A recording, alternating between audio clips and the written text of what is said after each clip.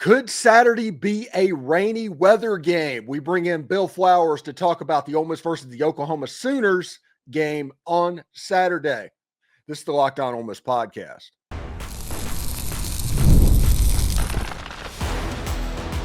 You are Locked On Ole Miss, your daily podcast on the Ole Miss Rebels. Part of the Locked On Podcast Network, your team every day. Welcome to the Locked On Ole Miss podcast. I'm your host, Stephen Willis, a 10-year vet of the national media and former Ole Miss staff member. We're going to bring in Bill Flowers in just a second, former Ole Miss wide receiver and Ole Miss legend, to break everything down with the Oklahoma game and all of this ether stuff that is going on right now. Thanks, though, for making the Locked On Ole Miss podcast your first listen every day. And please give us a like, subscribe, and comment on your way out. Check out a second listen on the network. Nearly every college and pro team is available for you. Today's episode is brought to you by Game Time. Download the Game Time app, create an account, and use the code LOCKEDONCollege for $20 off your first purchase. All right, so Bill, it looks like it's going to be a wet game in Oklahoma. It could be a situation, I think it's 80% chance of rain right now. Of course, that could change as the game gets closer. But if the rain falls, how will that affect specifically the passing game? What was it like for you guys? So what they'll do is they'll take the balls and they'll put a bucket of water and they'll dunk the ball into the water and waterlog all the balls. And then they'll give those balls to the center to snap and to understand how to play with a wet ball. So that's what they'll do all week. They will just waterlog the balls, and you're gonna have to catch and run, and that's how they'll simulate a wet game. In regards to when you're playing in the game, obviously you're going to there'll be cleats. You'll have to figure out, hey, how does the footing feel? Are there different things with your cleats? Are there, if it's really raining, with the receivers, do you wear gloves? You wear not gloves? There's a lot that goes into it, but obviously if we're a run team, whoever has the more of a run-oriented offense has the advantage. Yeah, and what is the actual effect of a wet football? As somebody that's been on the field when it's been raining, how does it affect you catching the ball? How does it affect you carrying the ball? Does it become a bar of soap, or is it much more subtle than that? It can be. You really have to use your body more so than usual. If it's a downpour, absolutely. When you got this wet slick ball and the ball's coming in hot, it's just it can get slick. So if you're really not super intentional in watching that ball and gripping it well, you need to be able to use your body as much as you can to be able to just to keep it.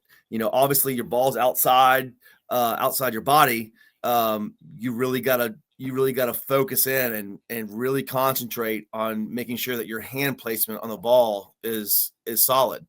The offense has the advantage because defensive backs are going backwards. But it definitely, can affect the way that a passer can throw it. You mentioned, a quarterback with a bum thumb, that's definitely going to be a disadvantage because you're going to definitely need to be able to grip the ball, as best as you can. Yeah, and I think they're like 118th, talking about Oklahoma and turning the football over. Ole Miss is like not good at getting turnovers. Is something kind of has to give in this ball game. Well, that's sort of what we were talking about last week about, how's Pete Golden going to play his defense against Georgia? Was he going to bring the defense up to the line of scrimmage and do what we thought he was going to do? But he didn't. So if you're asking, what's the definition of insanity? Continue to do the same thing over and over again and expect to get different results. So, if we're going to want to have turnovers, you're going to have to put pressure. You're going to have to bring pressure. That's the only way that you're going to get turnovers. You can say all day long that last year our defensive backs and everybody was so much better than they are this year. No, he played a very extremely aggressive type of defense last year that put a lot of pressure on the quarterback, that the quarterback had to make passes in distress. That's how you make turnovers. So if you want to see turnovers, it's going to be through an aggressive defense. One thing that's interesting, you hear him saying, hey, Ole Miss is playing the defense like this to protect the secondary. And it's like, okay, if that's happening, okay, whatever. But why would you nerf the defensive line that you bragged about all offseason to take away that aspect of the game to make the secondary a little bit better? So you're asking, why would you only leave three men or 4 men down? Yeah. Why would you hurt the defensive line that's supposed to be the strength of your defense to make the secondary just seem a little bit better? To me, I'm not Pete Golden, and he's obviously amazing at what he does. Yeah. I don't understand it. I think that if you're bringing pressure with your nickel back, with your outside linebackers and doing aggressive, making really different looks, you actually improve your defensive line, because it's forcing the offensive line to have to make changes. We saw that against Georgia. I think we did it one time where we brought the nickel or we brought an outside linebacker, and the offensive lineman, he pushed down. The running back went to help chip the defensive end, and that was a misread on the running back. He missed it. He missed the backer coming in. So that made our defensive line look better. Our defensive end made the tackle. And so that's why I don't get it. Like, it doesn't make sense to me. Like, if the more aggressive and the more you make the offensive line think, the better your defensive line will be. But I could be wrong. Brent Venables, they talked about that. He has a very aggressive style defensively. He's coming. Yeah. He is coming from all angles. He's going to put pressure on the offense as much as he can. Yes. And everybody's going to talk about that. It's kind of the opposite of what Ole Miss did against LSU, against Arkansas, and against Georgia. So, I'm going to look at it and say,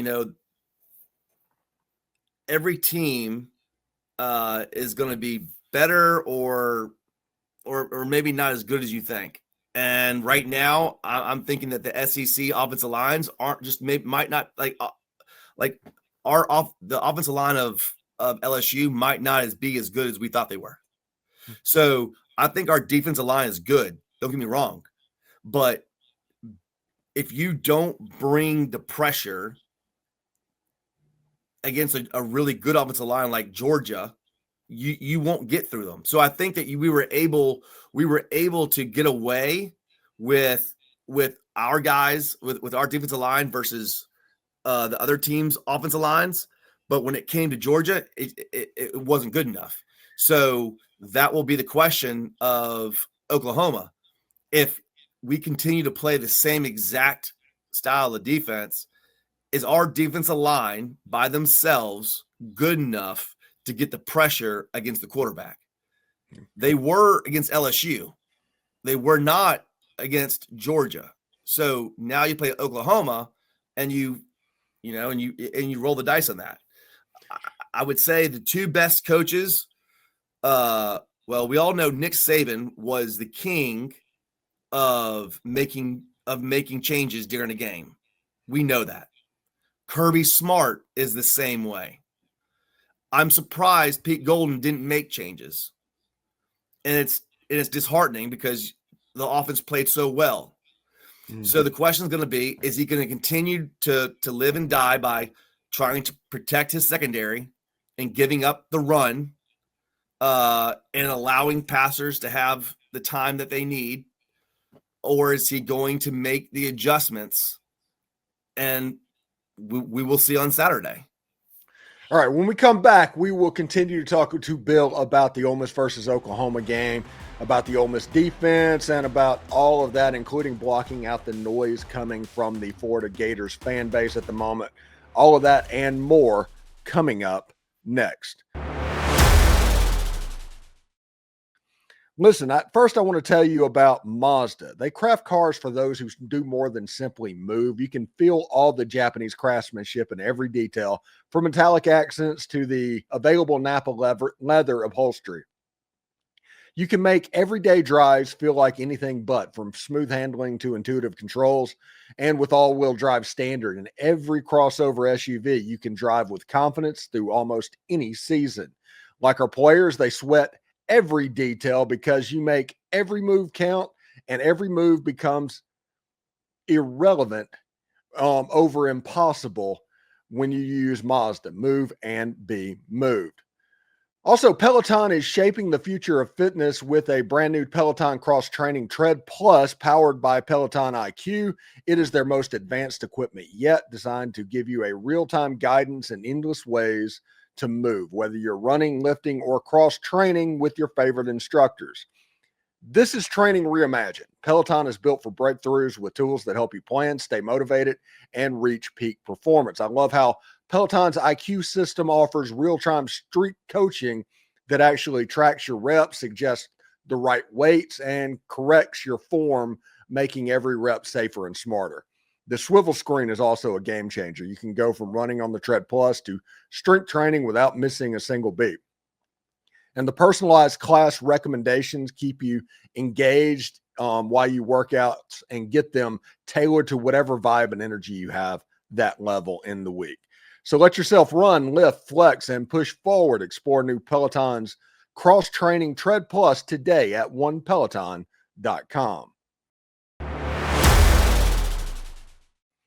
Also, do us a favor, like, subscribe, and comment on the video. Subscribe to the podcast on whichever audio podcast you're listening to and give it a 5-star review. Costs absolutely nothing, but it helps keep all of this free. Locked On is getting ready to change the game again, all in the name of having fun following your team. It's all coming in December. We'll tell you all about it. And don't forget to check out a second listen on the network. Nearly every team, college or pro, is ready for you. So, Bill, one thing that's interesting to me is they mentioned, hey, Andrew Jones played well in his limited reps on the defense against Georgia. So he probably needs to get more of a run in this coming game. Also, I keep hearing rumors, and I've been hearing them over the last 2 weeks, that Keon Young, who is a true freshman safety out of Lakeland, Florida, he was the practice player of the week, back-to-back weeks, and they kept saying, you're about to play, you're about to play. Is this the week that he's finally about to play? I don't know. That's for Pete Golden's decision. I mean, I've been there before, and you know, so that's a coach's decision. Yeah, and whenever you hear that, whenever they tell you to get ready to play, you're going to get your shot. You're going to get your shot, and you're just waiting for them to finally do it. What is that like? Well, when they finally do it, it's awesome. Yeah. You know, that's the opportunity that you've been given. So it's great. You know, making sure that the kid he's getting the mental reps during practice. You know, and doing everything he's supposed to do. And when those opportunities arrive, you just, you do exactly what, you've been doing, and let your opportunity meet your preparation. And, that's what success is. All right, so we've gotten to basically coaching carousel season, which every single year Lane ends up on there for some big job somewhere. This year it happens to be This carousel is going fast and it's getting bigger and bigger. Yeah, this is going to be a weird year. This is going to be a weird year. But Lane's always on it every single year. All Ole Miss fans are old fat hat in it at this moment. But the reason I want to ask you, and the thing I want to ask you, in 2000, I think 2, David Cutcliffe was a major candidate at Kentucky, and everybody thought he was going to get the job. Did the team get addressed at all with the Kentucky rumor? Yeah. I remember Cutcliffe talking about it to the team, and you just have to put those noises to rest. You know, it's just like when the coach tells you it's your time, you know, get ready. You know, all you can do is prepare. And when those opportunities arrive, you go. When a coach says, I'm staying, you just have to take him at his word. That's all you can do. You know, I won't leave, you know, I'll leave Oxford and Mississippi in a pine box. You know, there it is. That, you know, listen, these guys, and let's just put it out there. You know, I'm not saying anything that no one doesn't know. It seemed like if it wasn't for Kiffin's daughter, he would have been in Auburn. And now that his family's in Oxford and he's really has deep roots, I do not see him going anywhere. The kids on the team, they understand it. If he didn't have family in Oxford, I wouldn't trust any coach, you know, as far as I can throw them. They got to do what's best for them and their families, and their future. Same thing like why a kid transfers, you know. You can't hold it against Coach Tuberville for leaving Ole Miss to go to Auburn. He felt like that was the best move for him. Now, when you say things like you do, you know, there's a reason why he's a good politician. And these coaches are not going to tell the kids, listen, I'm really thinking about it.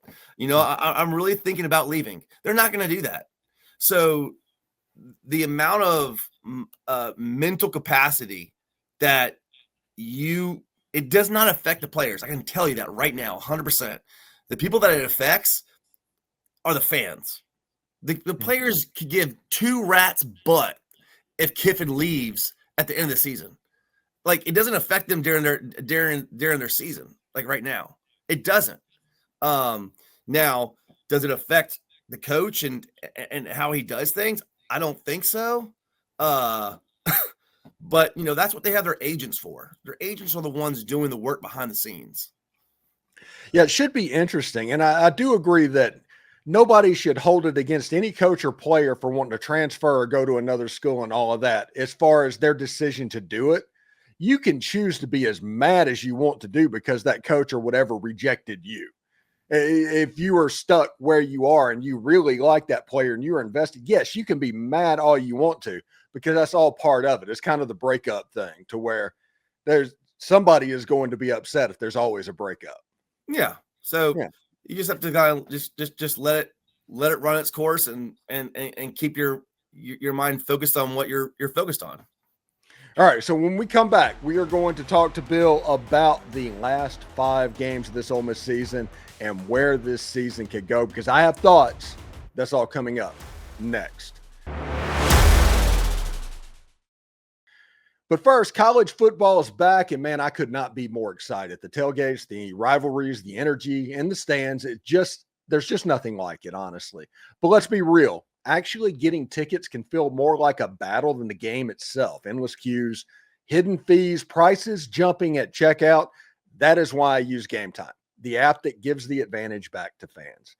It's the easiest way to score last-minute tickets at the best prices with no surprise fees. What you see is what you pay. I pulled up Game Time, and in just a couple of taps, I saw amazing deals. I'm talking about your favorite college football games for as low as $25. I love zone deals as well. Pick the section and Game Time picks the seats and you save big. Honestly, it's faster, cheaper, and less stressful than any other way that I bought tickets. So take the guesswork out of buying college football tickets with Game Time. Download the Game Time app and create an account and use the code LOCKEDONCollege for $20 off your first purchase. Terms apply. Again, that's promo code LOCKEDONCOLLEGE for $20 off. Swipe, tap, ticket, go. Download Game Time today. All right, Bill. So one thing that's interesting coming up this game, I think this game is absolutely massive for Ole Miss football, because if Ole Miss wins this game against Oklahoma, they're about to go 11-1 and at least host a playoff game. But if Ole Miss loses this game, there's a serious tank alert warning that's going to go out pretty quick. The Florida game becomes weird. The Egg Bowl is going to always be weird. Yeah. I just think if Ole Miss loses to Oklahoma, they've got another loss coming. If they beat Oklahoma, they're going to win out. Oh, I feel very much the same way. And especially with all the rumors swirling and everything, I think that's when you get a lot of the questions become even louder in the coach's head.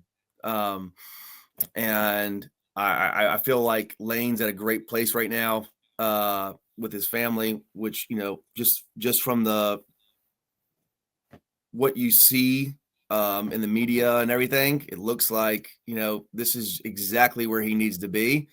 And for a team to go in to Norman, which is a hostile place to play, very loud. It's very much like the Auburn Stadium. I went on a recruiting visit there. That was one of my official visits. And it was a really, really, really cool place to play. I mean, to watch a game.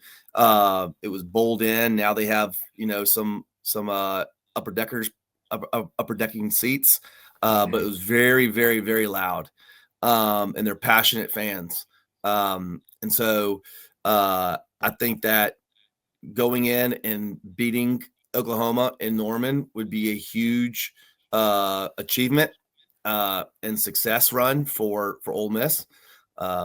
If they don't, I think you're looking at, okay, this is just another reason why, Kiffin is not on the I'm not saying he's not, but he's not where Kirby Smart is. He's not, he still is not the coach that can take you to the playoffs. He will recruit and be a media darling and just be a wow factor, but can he get you to the playoffs? And I, think that if they lose to Oklahoma, that might be the case this year. If they win, I think they go to the playoffs. You mentioned that you took an official visit up to Oklahoma. Was that Bob Stoops and Mike Leach? Yes, that was Bob. Coach Stoops told me that if I couldn't beat him, join him. So that's who his first offensive coordinator was Leach. What was that like? Because that was before everybody got to know Mike Leach. Yeah, it was. I mean, he did not look like a football coach.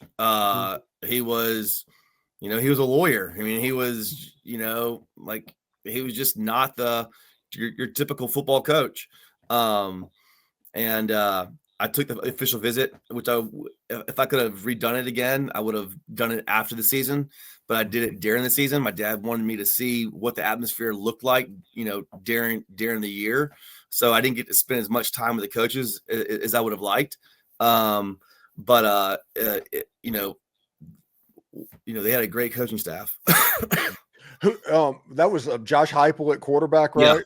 Yeah. Yep. And that team, was that the team that got beat by Deuce and Ole Miss in the Independence Bowl before the national title? Yes. Okay. Yep. And then the next year they played FSU for the national championship. Yeah. Should be pretty cool. Anytime that you have a chance, it's like somebody's interacted with Mike Leach. I'm always interested about that because he's such an interesting character. Anyway, flag football check-in. How's flag football going? Well, we lost our first playoff game. It was I'll take the blame. We were we didn't have another timeout left. We were pretty much 5 yards from the line of scrimmage, and 5 yards from the touchdown. And time ran out. We didn't have any more timeouts left. So we had a great season. It was a blast. The kids learned a lot. It was definitely a learning lesson for me. But we really enjoyed it. All right, Bill, what do you got planned for this weekend, bub? We're just going to take it easy, relax. We got baseball and golf on Sunday. So we'll just be dividing and conquering and enjoying watching some Ole Miss football. Yeah, and real quick, my Real Tree shirt came in for what they're wearing on the helmets next week against South Carolina. I'm not going to break it out until South Carolina week. I'm going to honor the tradition of doing that, but that's coming out Monday. It looks sweet. It looks pretty good. It does look pretty good. Yeah. And I think that's the reason why Ole Miss isn't wearing white helmets this year. They haven't broke those out because this one is going to become the white helmet. I think that Ole Miss goes completely stormtrooper at Mississippi State, by the way. Cool. So we'll see how it goes. Anyway, Bill, thank you so much for stopping by, and we'll talk to you next week, man. Our brother. Howdy toddy. Right. Howdy toddy. Bye-bye. All right. Thanks again for making the Locked On Ole Miss podcast your go-to source for Ole Miss sports. We pride ourselves on offering the most comprehensive perspectives, which is why we're the front door of Ole Miss. Don't forget to subscribe, like, and comment. It helps the show, and it's absolutely free. Your support means the world to us. In another big moment for Locked On, college football fans, Locked On and Fire TV are presenting College Football Kickoff, your ultimate college football weekly preview. Drake Toll of Locked On Big 12 is leading the conversation alongside two-time AP Coach of the Year Gary Patterson and former college star Jesse Holley on Locked On's local panel of experts. We are all over the screen as well. A college football preview only Locked On can do. Catch College Football Kickoff every Thursday throughout the season, only on Fire TV. Howdy toddy, everybody. And remember, analytics is just the old English word that means bad football. We'll see you tomorrow.